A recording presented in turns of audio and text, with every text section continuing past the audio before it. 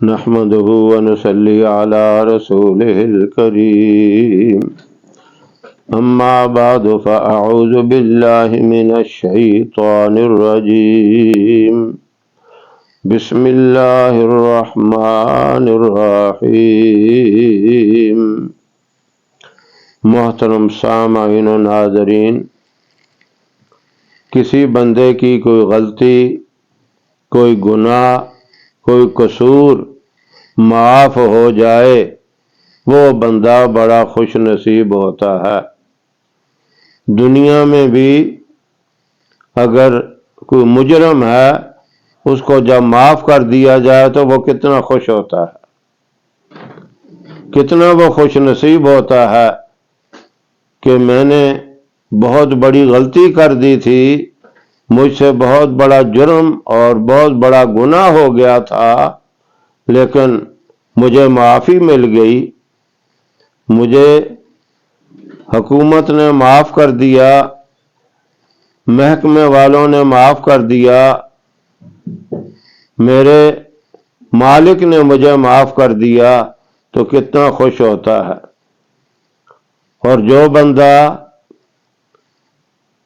گناہ کرتا ہے، غلطیاں کرتا ہے، جس کا سوائے اللہ کے کسی کو پتہ بھی نہیں چلتا،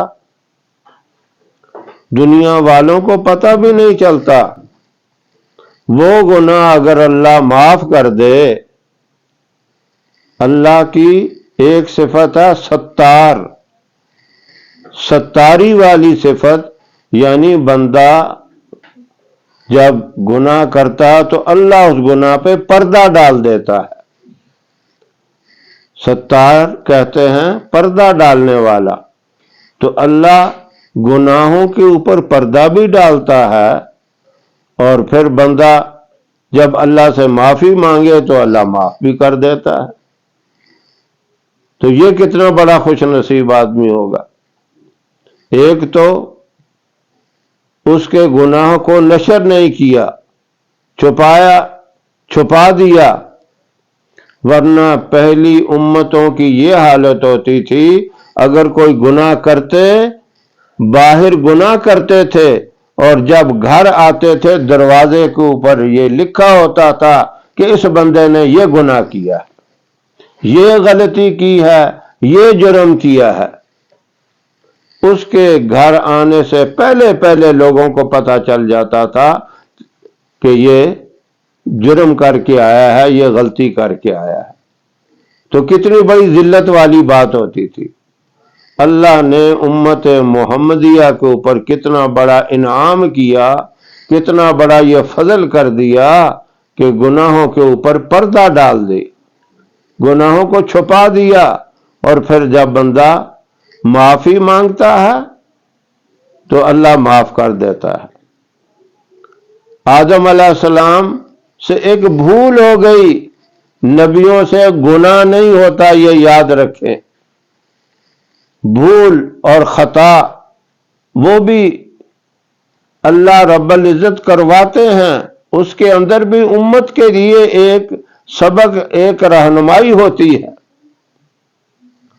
تو آدم علیہ السلام سے جب وہ بھول ہوئی، وہ خطا ہوئی، تو 300 سال تک روتے رہے،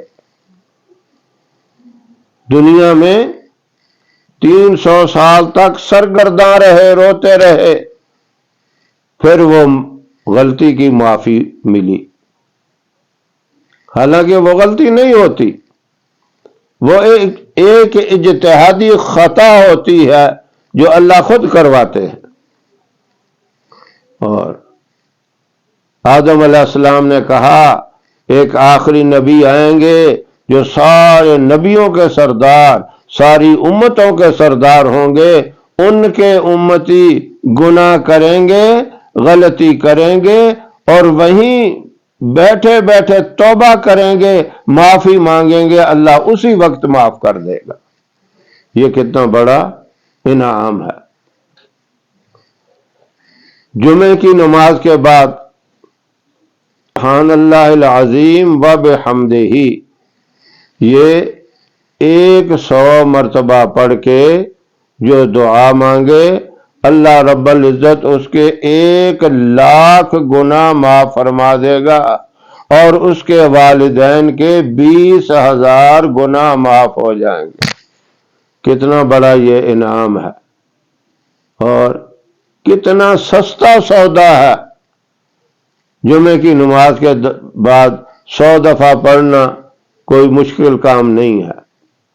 تو اللہ رب العزت نے اپنے پیارے محبوب کی امت کے لیے آسان سے وظائف رکھ دیے، اور ان کی بخشش اور معافی کے لیے بہانے بنا دیے۔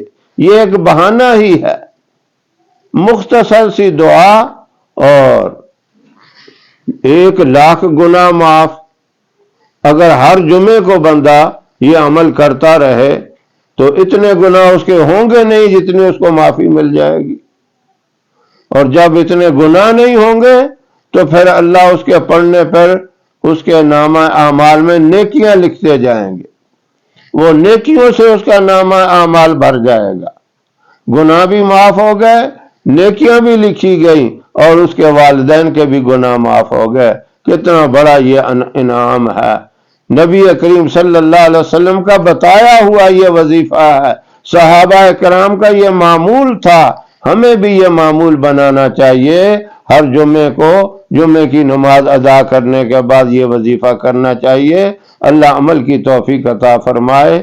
وآخر دعوانا ان الحمد للہ رب العالمین۔